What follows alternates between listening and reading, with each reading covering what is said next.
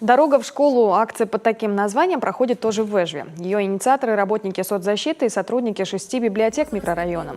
Основная задумка – помочь с обеспечением школьными принадлежностями первоклассников из неблагополучных, многодетных и малообеспеченных семей. Мы уже в этой акции участвуем уже 5 лет.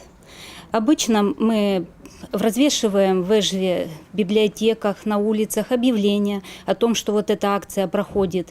Наши читатели и сотрудники собирают школьные принадлежности для детей. Потом мы формируем портфели. И в конце уже августа, где-то 30-31 числа, на базе Центра соцзащиты проводится праздник.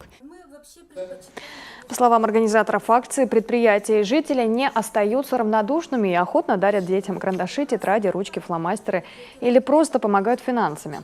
В прошлом году портфели со всем необходимым получили 50 первоклашек. В этом сбор продолжается. Поддержать малышей, вступающих в новую пору своей жизни, может любой. Для этого нужно просто прийти в ближайшую библиотеку.